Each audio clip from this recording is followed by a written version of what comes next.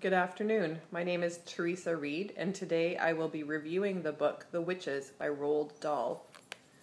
In the 3 decades since this book was first published, it's had several permutations, including a movie starring Angelica Houston, and several reprints, including this one that I bought for my children. Like all Roald Dahl's books, such as Charlie and the Chocolate Factory and James and the Giant Peach, the book is captivating from the first moment. This one itself begins with a description of witches, real witches, because as Roald Dahl explains, there are real witches in the world. There are some in every country in the world, so no matter where you live, you will never escape them. Witches look like everybody, you and me, everyday women, always women. No disrespect at all meant to women, as he states in the book, but witches are always women.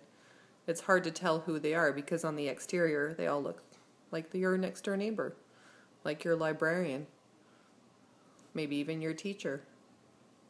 From what he says, even I could be a witch.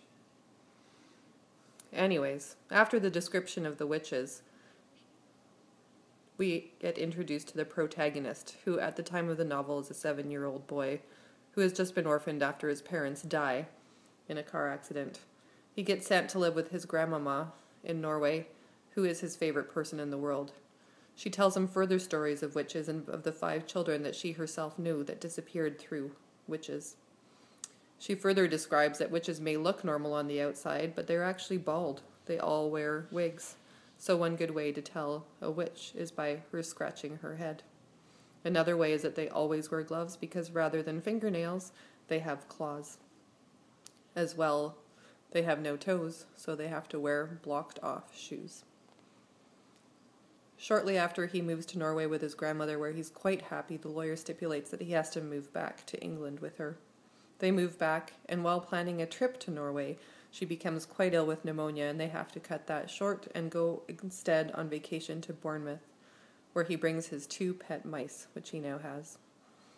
While downstairs in a big ballroom practicing with his mice circus tricks, because who doesn't teach their mice circus tricks, right? He gets accidentally locked into a room with a witch convention. The Grand High Witch herself is at the front, uncovering her diabolical scheme to turn all the world's children into mice. She has come up with a formula to do this and instructs every witch in the room to open a candy shop with chocolate, which will be laced with this magic potion.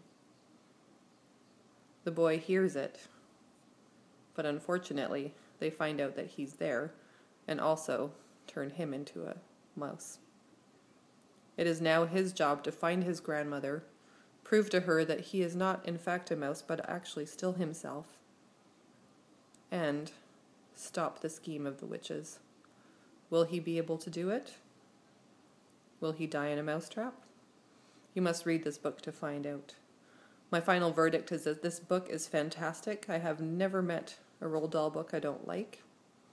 His wacky sense of humor will appeal to everyone, although I would recommend this book for older children, I would say 9 to 12, because of some of the macabre descriptions of what the witches like to do to children, as well as what happens to the witches.